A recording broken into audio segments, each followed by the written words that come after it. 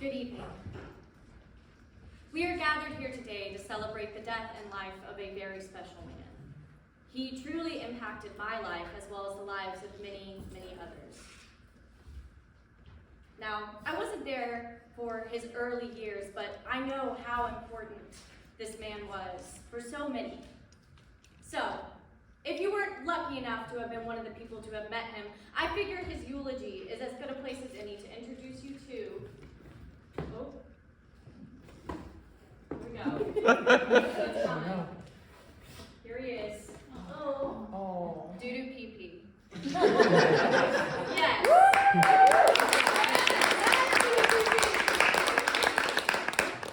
Dudu Pee was quite a dapper gentleman, as you can see. But his life began with a lot of terror and fear. When he was a puppy, he was found on the side of the road with a Doritos bag stuck over his face. He was alone, suffocating, abandoned. But a woman named Sherry McNair found him and took him home, nurtured him, and introduced him to her family, the McNairs. He became a part of their pack. But this early childhood trauma never fully left. He had a lot of fears, one of which was doo-dooing and pee-peeing, hence his name. But he had a lot of other fears as well.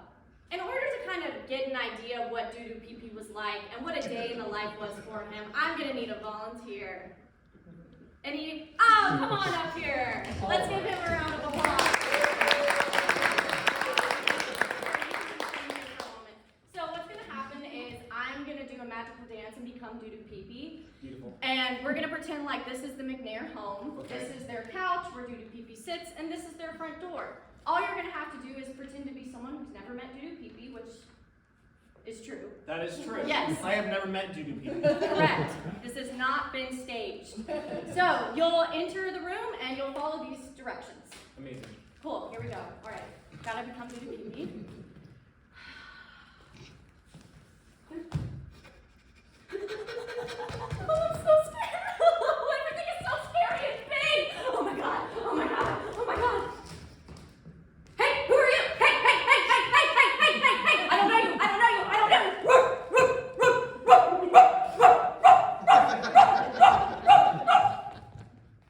Oh, you're nice. It's so good to see you. I love new people. I also enjoy animals. Good. Well, I'm an animal. Wonderful. Yes.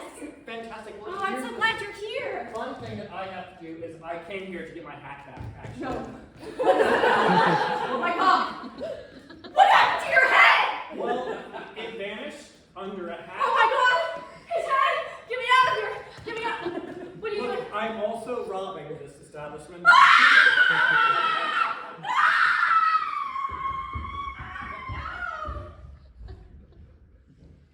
Thank you. Let's give our volunteer a round of applause. So as you can see, as long as you weren't a stranger, didn't have anything on top of your head, and didn't move any furniture, Dudu Pee loved you. But if you happened to startle him or scare him, Dudu Pee, well, his anal glands let out just the nastiest smell known to humankind. Think like rotting fish plus diarrhea. That's what Dudu Pee would release. It was awful. He had to evacuate the house. So we tried not to scare him very often. But Dudu Pee was scared a lot, but he also had a lot of passions, one of which was food. So, to understand how Dudu Pee responded to food, we need to get to know the McNairs a little bit and how they talk to their dogs about food. So, anybody know what this is? Anybody have a dog? Know what it is? Yeah. Dental sticks, yes. So, Dudu Pee loves dental sticks. They're kind of a healthy snack. Can kind of think of them as a snack that helps support teeth health, like you're brushing their teeth. So when the McNairs would give Dudu Pee a dental stick, they would do it as kind of a snack, and they wouldn't just say, hey Dudu Pee, do you want a snack? Or time for a dental stick. They would say to him, Dudu Pee, do you want to brush your teeth? So let's repeat, do you want to brush your teeth? Do you want to brush your teeth? Yes, let's remember that. All right, Then, when it was time for breakfast or dinner, the McNairs would bring out the gravy train. Now, gravy train is a type of dog food. It's kind of cheap, not the healthiest. Doodoo Pee-Pee loved it though.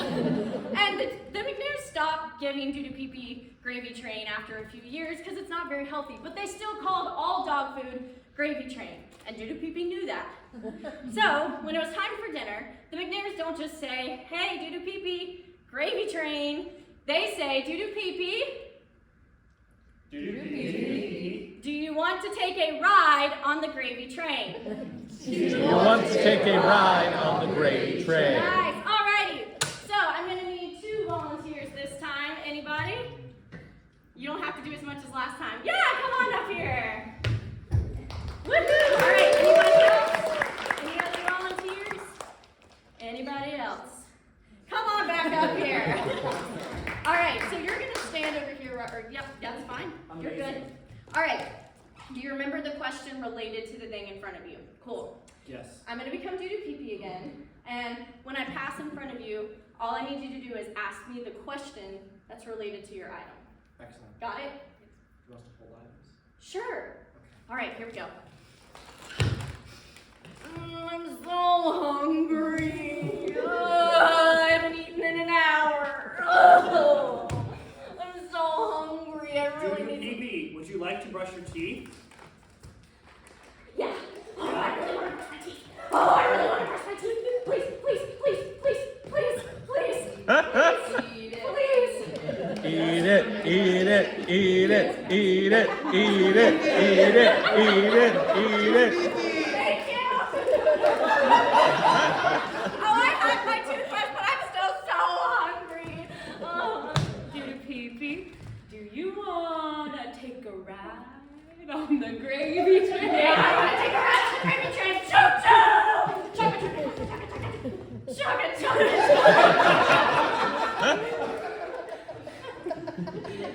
Eat it. Spare yourself. Doodoo Pee-Pee! Doodoo Pee-Pee, do you want Yes! to... Yes, thank you!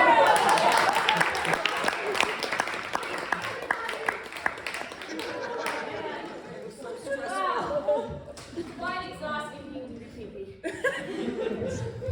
So, you might be wondering, who am I? What do I have to do with this animal? Well, I started dating Josh McNair, one of the sons in this family. We have been friends for about 6 months, and then we started dating. And on our second or third date, I went over to his family's house for the first time. I remember looking around and noticing how warm and welcoming it felt. Kind of felt like a farmhouse. There were plush blankets on all of the furniture and portraits of roosters on the walls. There was also like a shit ton of dogs. There were 7 dogs. I remember sitting down on the couch and looking to my left and noticing a medium-sized bespeckled mutt. Now, I'm gonna need one more volunteer, y'all. Please help me out. I'll do it. Yeah! So this works really well. You're gonna play my now fiance Josh. Oh, great. So it's perfect. Yes, so come take a seat right here. All right, so no worries. You didn't have to be off book for this. I'm gonna feed you your lines, and we're gonna pretend like I'm me and you're Josh. Got it. Got it. Okay. Hey, Josh. What's the name of this dog? Dean. That's not what I heard your mom say. Well, it's kind of silly, but his name is Doodoo Pee-Pee. What? Yeah.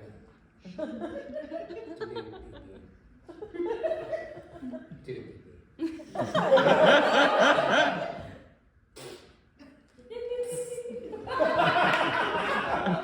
Thank you.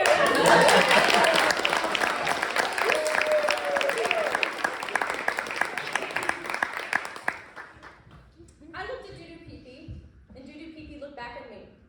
And that's when I realized this was a special family. I mean, who names their dog Doodoo Pee-Pee and does it out of humor and love, not degradation and malice? Hanging out with the McNairs made me start to think not only about how they interacted with animals, but how my family interacted with animals. We had a dog named Barkley ever since I was a little girl.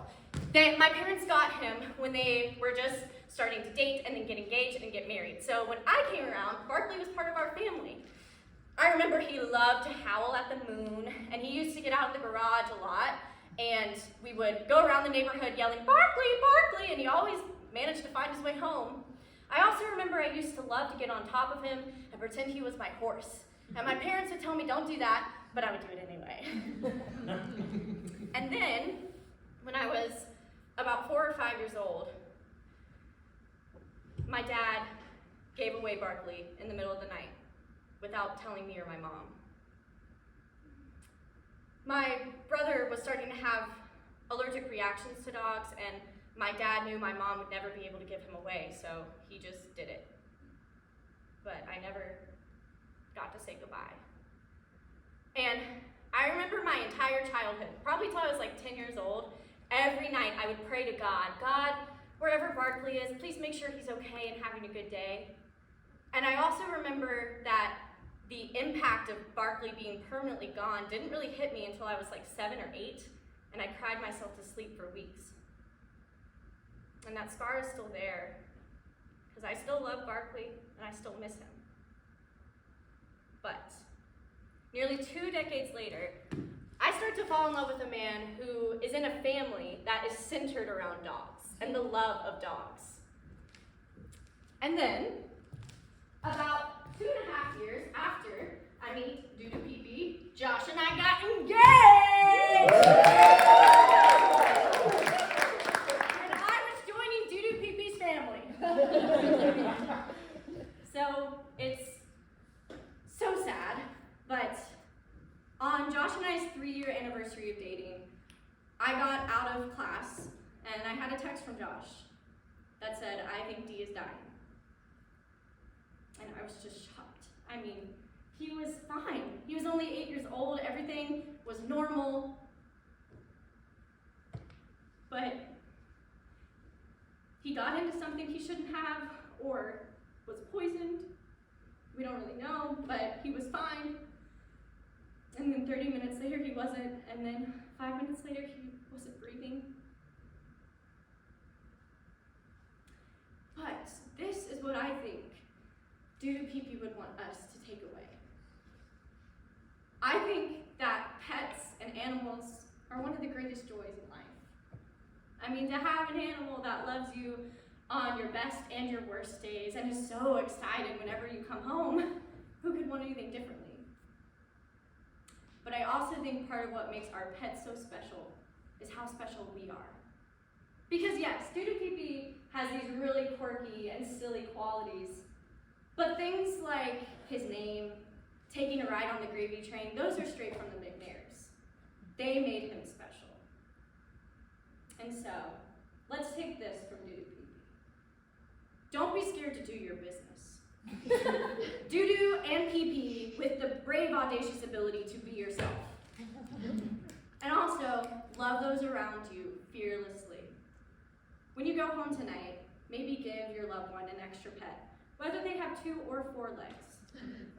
And now, a final ode for our dapper friend.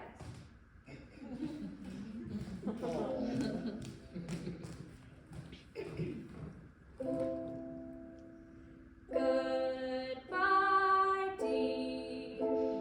We love you. Dudu Pee-Pee, Dudu Pee-Pee. All together. Goodbye.